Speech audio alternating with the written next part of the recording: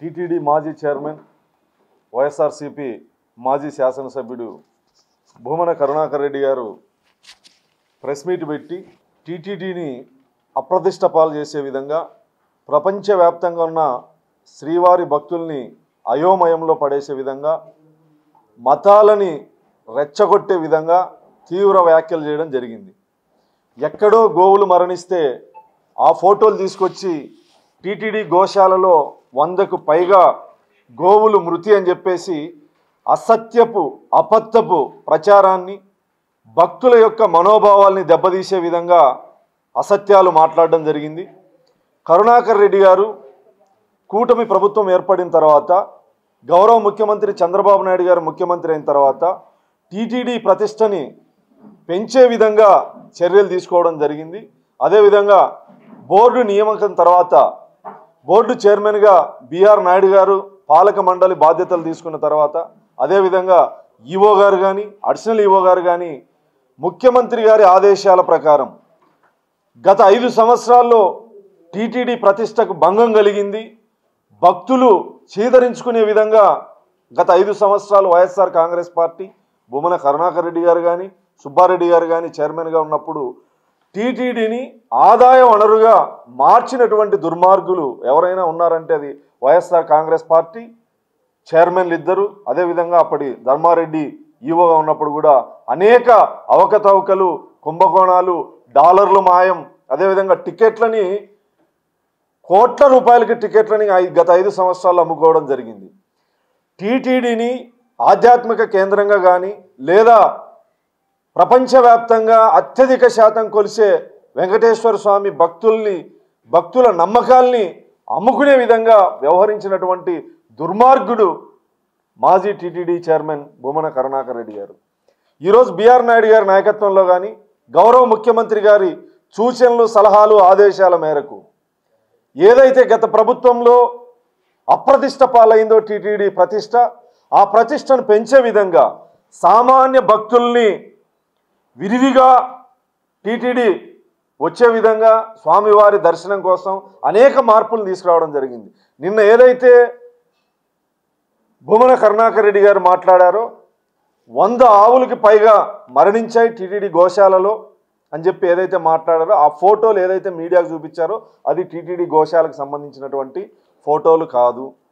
అన్ని అసత్యాలు అబద్ధాలు. జియో ట్యాగింగ్ లేదు, పరిశుభ్రత లేదు, ఆవుల యొక్క జనన మరణ ధృవీకరణాలు పట్టించుకోవడం లేదు అని చెప్పేసి మాట్లాడడం జరిగింది. సామాన్య భక్తులు గోశాలను సందర్శించినటువంటి భక్తులు అనేక మంది మాట్లాడడం జరిగింది. పరిశుభ్రంగా ఉన్నాయి, గతం కంటే ఇప్పుడు గోశాలను పరిశుభ్రంగా ఉంచారని చెప్పేసి మాట్లాడడం జరిగింది. ఈవో కానీ అడిషనల్ ఈవో గారు కానీ లేదా చైర్మన్ గారి ఆధ్వర్యంలో కానీ గోశాలని ఎప్పటికప్పుడు పర్యవేక్షించడం జరుగుతూ ఉంది. అక్కడ దాదాపు 266 మంది సిబ్బంది గోవుల యొక్క పరిశుభ్రత కానీ ఆరోగ్యాన్ని కానీ చూడడం జరుగుతూ ఉంది. జనన మరణాల లెక్కల్ని కరుణాకర్ రెడ్డి గారు వస్తే స్పష్టంగా చూపించడం జరుగుతుంది. జియో ట్యాగింగ్ లేదని చెప్పి మాట్లాడుతాను. ఇప్పుడు రా పదం కరుణాకర్ రెడ్డి గారు, ఇప్పుడు రా గోశాలకు పదం.